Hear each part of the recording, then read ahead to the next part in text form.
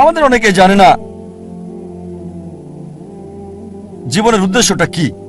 বেশিরভাগই 1 নম্বর উদ্দেশ্যটা হচ্ছে কিভাবে উপার্জন করবে। অধিকাংশ লোককে জিজ্ঞেস করবেন, তাদের সঙ্গে কথা বলে দেখবেন 1 নম্বর চেষ্টা হচ্ছে জীবিকার ব্যবস্থা করা। তারা জীবিকার ব্যাপারে বেশি সচেষ্ট, কিভাবে জীবন চালাবে। তাদের উপার্জনের উপর ভিত্তি করে জীবন ধারণ করে থাকে। তারা কি খাবে, কি পড়বে, কোথায় বাস করবে, কোন স্কুলে পড়াশোনা করবে, কোন স্নাতক ডিগ্রি নেবে, সবকিছু উপার্জনকে ঘিরেই হচ্ছে। আর এরা চিন্তা করে যে যদি বেশি টাকা উপার্জন করতে পারে তাহলে জীবনের লক্ষ্য অর্জন করে ফেলেছে। যেমন আমি যথাযথ হওয়ার উদাহরণ দিলাম।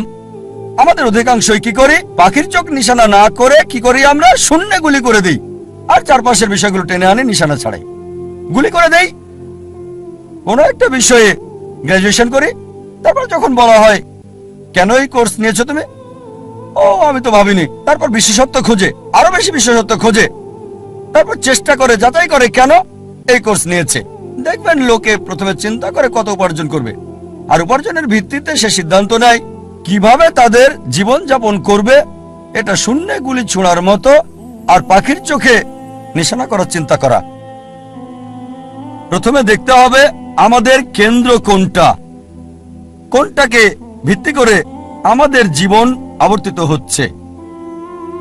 বিভিন্ন মানুষের ভিন্ন ভিন্ন কেন্দ্র রয়েছে। কিছু লোক তারা আত্মকেন্দ্রিক, সবকিছুতে নিজেদের কথা ভাবে, পৃথিবীর অন্য মানুষকে নিয়ে কোনো মাথা ব্যথা নেই, নিজেদের নিয়ে তারা ব্যস্ত থাকে। কিভাবে জীবনযাপন করবে অন্যদের নিয়ে চিন্তা করার সময় নেই, তারা আত্মকেন্দ্রিক। কিছু লোক পরিবার কেন্দ্রিক, তাদের সারা জীবন পরিবারকে ঘিরেই কেটে যায়। তারা যে কোনো নিয়ম ভাঙতে বা গড়তে প্রস্তুত, হোক সেটা সঠিক কিংবা ভুল, পরিবারকে সুখী করতে। তাদের মূল উদ্দেশ্যটা হচ্ছে পরিবারকে খুশি করা। কেউ হয়তো পিতামাতা কেন্দ্রিক, কিছু হয়তো পরিবার কেন্দ্রিক, স্ত্রী কেন্দ্রিক বা স্বামী কেন্দ্রিক, কেউ হয়তো সন্তান কেন্দ্রিক। দেখবেন কিছু লোক পিতামাতাকে খুশি করার জন্য যে কোনো কিছু করতে পারে। তাদের জীবনের সব নিয়ম কানুন পিতামাতার পছন্দ অপছন্দের ভিত্তিতে হয়। আল্লাহ কোরআনে বলেছেন সূরা লুকমান অধ্যায় 31 আয়াত 14 যে আমি মানুষকে নির্দেশ দিয়েছি পিতামাতার সাথে সদ্ব্যবহার করতে।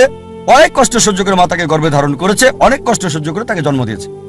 ঠিক তারপরে আয়াত সূরা লুকমান অধ্যায় 31 আয়াত 15 বলছে